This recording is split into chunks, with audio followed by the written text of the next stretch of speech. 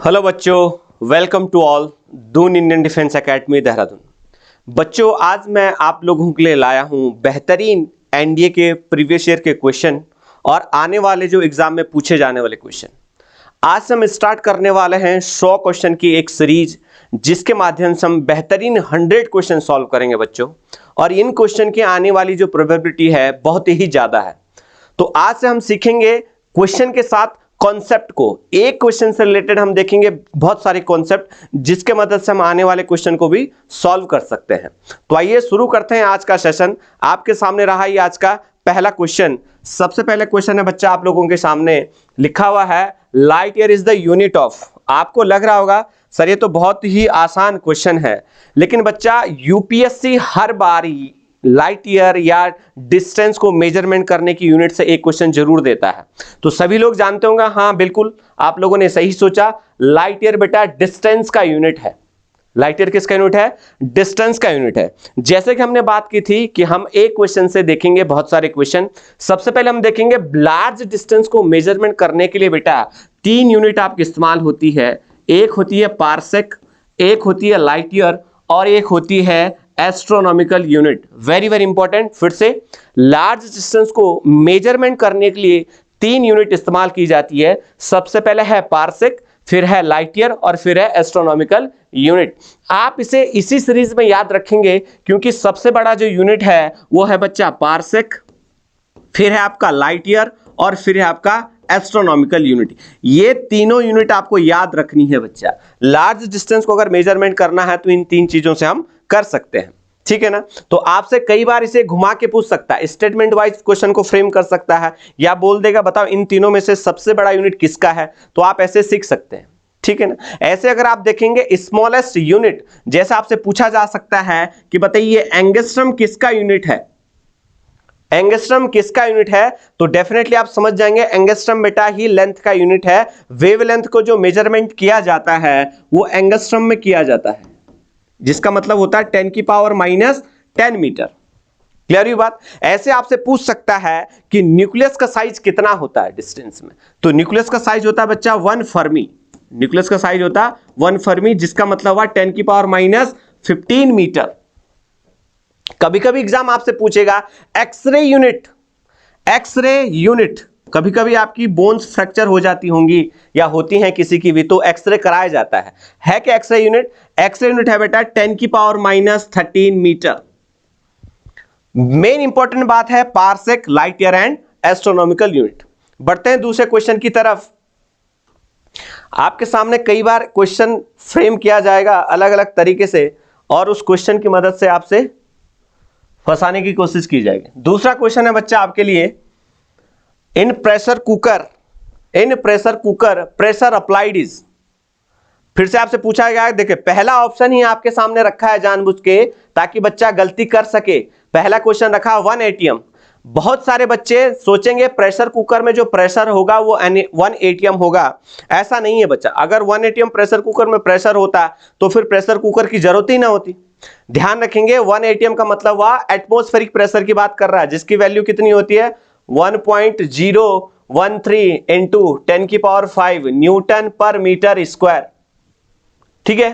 Pressure cooker में जो pressure होता है लगभग 2 एटीएम के बराबर होता है, इसलिए उसमें खाना जल्दी से पकता है। फिर से प्रेशर से आपसे बहुत सारी यूनिट पूछी जा सकती है। पहली यूनिट जैसे हमने बोला न्यूटन पर मीटर स्क्वायर। इसी न्यूटन पर मीटर स्क्वायर को बच्चा बोला जाता है पास्कल। Very very important. कभी कभी एग्जाम आपसे पूछेगा पास्कल किसका यूनिट है, तो डेफिनेटली पास्कल किसका हो जाएगा? प्रेशर को हो जाएगा। तीसरा आपसे पूछेगा टॉर, तो टॉर भी बच्चा किसका यूनिट है? प्रेशर का यूनिट है। और एक टॉर बराबर होता है 1 mm of Hg। 1 torr equal to 1 mm of Hg। बिल्कुल सही। और बच्चा एक एटमॉस्फेरिक प्रेशर की वैल्यू होती है 766 mm of Hg। 1 atmospheric pressure equal to 76 mm of Hg। तो कभी कभी वो जानबूझ के कंफ्यूज करेगा कि 1 एटीएम इक्वल टू 760 टॉर। हाँ बिल्कुल, क्योंकि हम 1 mm ऑफ Hg की जगह लिख सकते हैं टॉर की वैल्यू। तो कभी कभी बोलेगा टॉर किसका यूनिट, तो प्रेशर का यूनिट। पास्कल किसका यूनिट? प्रेशर का यूनिट। न्यूटन पर मीटर स्क्वायर किसका यूनिट? डेफिनेटली प्रेशर का यूनिट। एक और यूनिट होती है बच्चा बार, तो बार भी प्रेशर का यूनिट है। या आप ध्यान रखेंगे आपसे ये क्वेश्चन एग्जाम पूछ सकता है। क्लियर हुई बात? चलो अब हम बढ़ते हैं नेक्स्ट क्वेश्चन की तरफ, जो कि हमारा होगा bats detect bat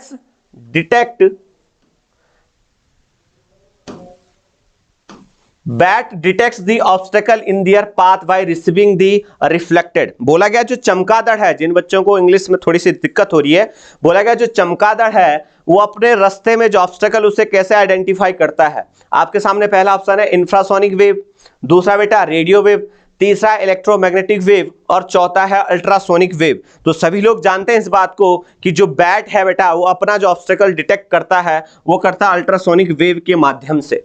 ultrasonic wave क्या है बच्चा? एक अल्ट्रासोनिक वेव एक साउंड वेव है जो अकॉर्डिंग टू डिसाइड किया गया फ्रीक्वेंसी के हिसाब से, यानी कि इन वेव की जो फ्रीक्वेंसी है वो ग्रेटर देन बेटा 20,000 होती है।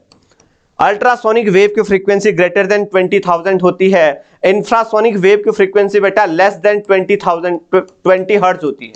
Very very important, infrasonic wave की फ्रीक्वेंसी लेस देन 20 हर्ट्ज होती है और अल्ट्रासोनिक वेव की फ्रीक्वेंसी ग्रेटर देन 20,000 हर्ट्ज होती है। फिर सर इसके बीच में जो वेव बचेगी उसी को बोला जाएगा बच्चा ऑडिबल वेव, है ना, जिसको हम सुन सकते हैं।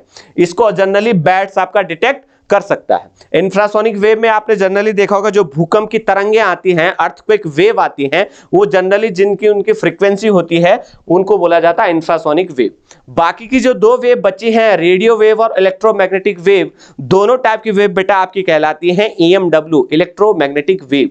इलेक्ट्रोमैग्नेटिक वेव तो ऐसे लिखा हुआ है, रेडियो वेव भी इलेक्ट्रोमैग्नेटिक वेव के अंदर आता है। यानी कि इस टाइप की जो वेव हैं, जो हमारी इलेक्ट्रोमैग्नेटिक वेव हैं, उनको प्रोपोगेशन के लिए मीडियम की जरूरत नहीं होती है। क्लियर है? और अल्ट्रासोनिक वेव का इस्तेमाल बेटा कई जगह आपने सोनार, यानी कि जो सी की जो डेप्थ होती है उसको फाइंड आउट करने के लिए भी अल्ट्रासोनिक वेव इस्तेमाल की जाती है।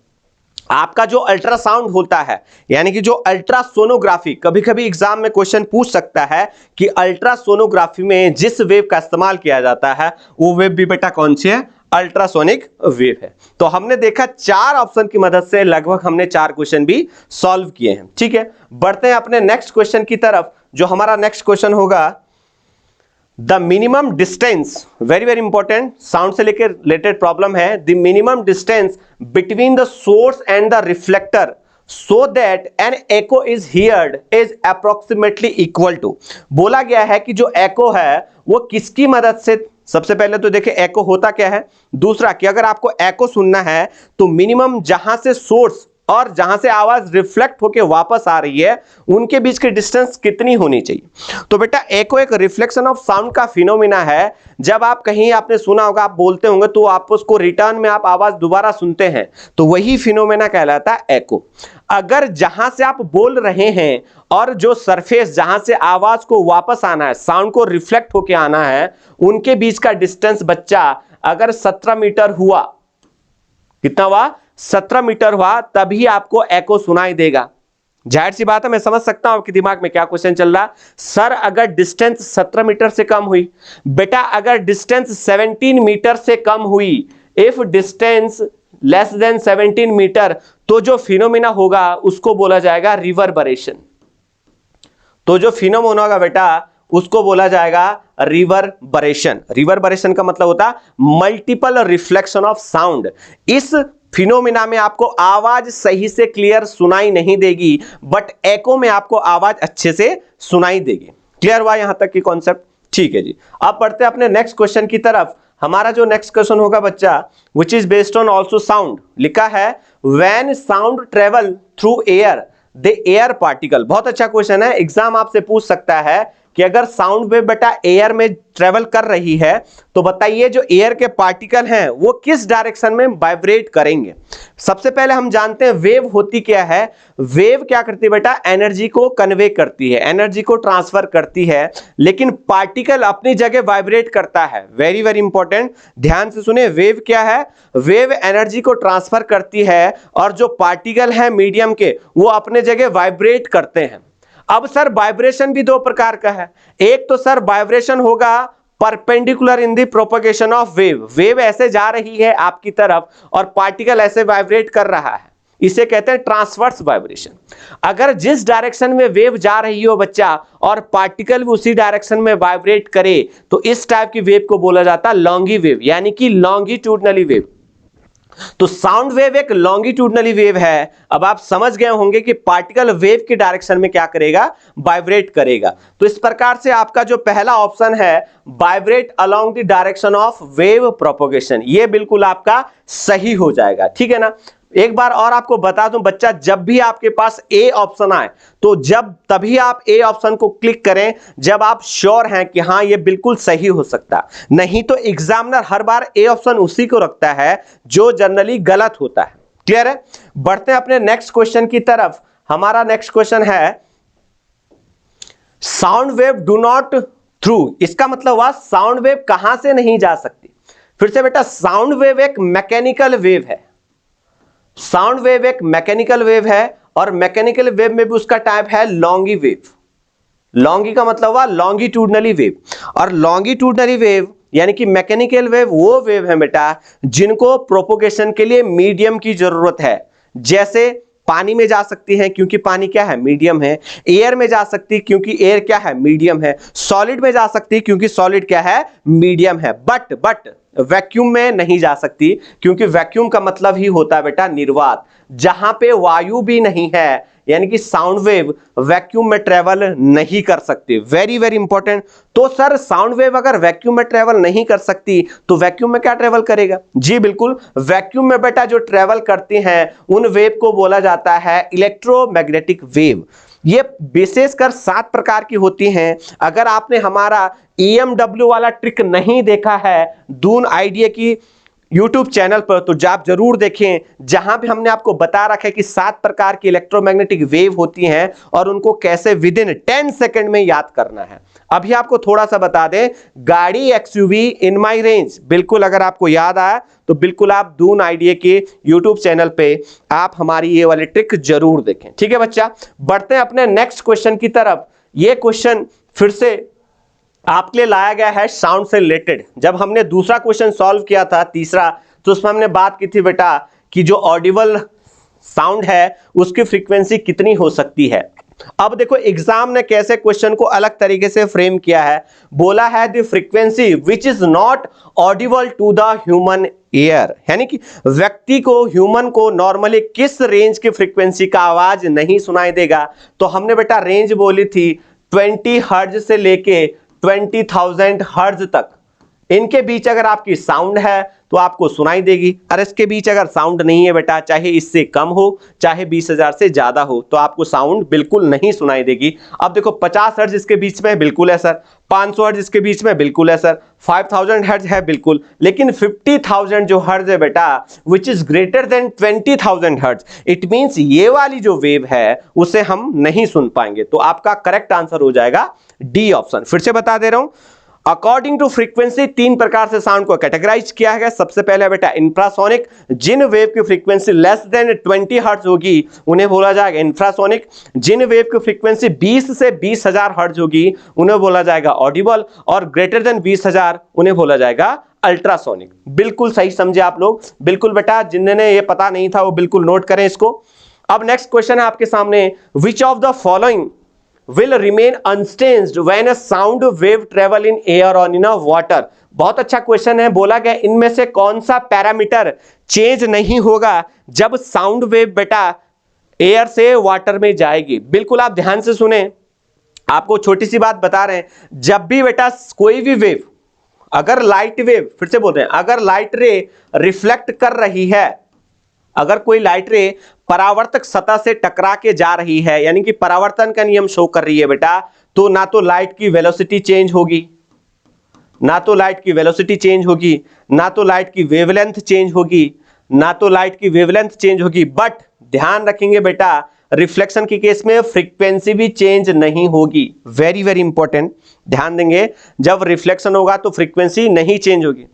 जब रिफ्रैक्शन होगा, ध्यान से सुने बेटा, वेलोसिटी भी चेंज हो जाएगा, वेवलेंथ भी चेंज हो जाएगा, लेकिन ध्यान रखें फ्रीक्वेंसी फिर भी चेंज नहीं होगा। फिर से सुनिए आप, सही सुना आपने। रिफ्लेक्शन के केस में वेलोसिटी तथा वेवलेंथ चेंज होगा बट फ्रीक्वेंसी चेंज नहीं होगा। रिफ्रैक्शन के केस में वेलोसिटी वेवलेंथ चेंज होगा बट फ्रीक्वेंसी फिर भी चेंज नहीं होगा। रिफ्रैक्शन के केस में क्या होगा, वेलोसिटी वेवलेंथ चेंज होगा बट फ्रीक्वेंसी चेंज नहीं होगा। इसलिए आपका यहां पे जो करेक्ट आंसर हो जाएगा वो हो जाएगा बेटा सी, क्योंकि जब वेव एक मीडियम से दूसरे मीडियम में जाएगी तो रिफ्रैक्शन का फिनोमेना शो करेगी। तो हमने बोला बेटा वेवलेंथ चेंज होगी, स्पीड चेंज होगी, एम्पलीट्यूड चेंज होगा, बट जो आवृत्ति है वो चेंज नहीं होगा। बिल्कुल सही सुना आपने। बढ़ते हैं अपने नेक्स्ट क्वेश्चन की तरफ, जो कि आपके सामने ये रहा, लिखा sound and light wave both. बहुत अच्छा क्वेश्चन है बच्चा, आपके सामने देखिए ऑप्शन भी अलग अलग तरीके से रखे हैं। बोला गया ध्वनि तरंग और जो प्रकाश की तरंग है क्या है, दोनों हैव सिमिलर वेवलेंथ, क्या दोनों की वेवलेंथ सेम हो सकती है? सोचिए इस बात को लेके। कई बच्चे समझते हैं वेवलेंथ होती क्या है सर, एक वेव जितनी उसकी लेंथ होगी, बहुत आसान है, एक वेव जितनी उसकी लेंथ होगी उसी को बोला जाएगा वेवलेंथ। दूसरा बोला obey the law of reflection, बोला गया कि दोनों वेव परावर्तन का नियम को फॉलो करते हैं। देखते हैं अभी कौन सा ऑप्शन सही होगा। ट्रेवल एज लॉन्गिट्यूडनल वेव, क्या दोनों लॉन्गी की तरफ बिहेव करती हैं? जिस लॉन्गी का मतलब अभी बताया था थोड़ी देर पहले, जिस डायरेक्शन में वेव चलेगी पार्टिकल भी उसी डायरेक्शन में क्या करेगा, वाइब्रेट करेगा। ट्रेवल थ्रू वैक्यूम, यहां आप देखेंगे दोनों की बात बताई जा रही है। ऐसा कोई गुण बताइए जो दोनों में विद्यमान हो बेटा, तो दोनों में जो गुण विद्यमान होगा वो होगा obey the law of reflection. ध्वनि तरंग भी परावर्तन के नियम को फॉलो करती है और लाइट भी परावर्तन के नियम को फॉलो करती है। तो आपका ये करेक्ट आंसर हो जाएगा। लॉन्गिट्यूडनली वेव साउंड वेव है और वैक्यूम में जो वेव जाती है वो लाइट वेव है, इसलिए ये दो ऑप्शन आपके कट हो जाएंगे। ठीक है, बढ़ते हैं अपने नेक्स्ट क्वेश्चन की तरफ। हमारे पास जो नेक्स्ट क्वेश्चन है बच्चा वो है which of the following quantities is transfer during propagation. बहुत ज्यादा इंपॉर्टेंट है, अभी हमने बात की थी। ऐसा बोला गया है इनमें से कौन सा क्वांटिटी जब वेव चलती है तो प्रोपोगेट होती है। हमने पहले ही बोला था जब भी वेव चलेगी बेटा तो उसके साथ जो प्रोपोगेट होगी वो एनर्जी ट्रांसफर होती है। वेव क्या करती है, एनर्जी को ट्रांसफर करती है और उसके पार्टिकल उसी जगह अपनी जगह क्या करते हैं, वाइब्रेट करते हैं। तो बिल्कुल आप लोगों ने सही सोचा, energy is the right answer. बच्चा ये रहे आज के सेशन के 10 क्वेश्चन, जिनमें हमने देखा किस तरीके से एग्जामिनर क्वेश्चन को फ्रेम कर सकता है और साथ ही साथ हमने देखा कि हमने इससे रिलेटेड बनने वाले क्वेश्चन क्या क्या हो सकते हैं वो भी हमने सीखा। आने वाले जो सेशन होगा जिसमें हम और 10 क्वेश्चन लाएंगे आपके लिए, इसी प्रकार से हम 100 क्वेश्चन का आपके लिए एक अच्छा सा सेटअप लाएंगे, जिस 100 क्वेश्चन में से लगभग 10 से 15 क्वेश्चन जरूर एग्जाम में पूछे जा सकते हैं। तो अगर आपको सेशन पसंद आया हो तो इस वीडियो को जरूर लाइक करें, साथ ही साथ हमारे जो YouTube चैनल है उसको जरूर सब्सक्राइब करें। तब तक के लिए जय हिंद।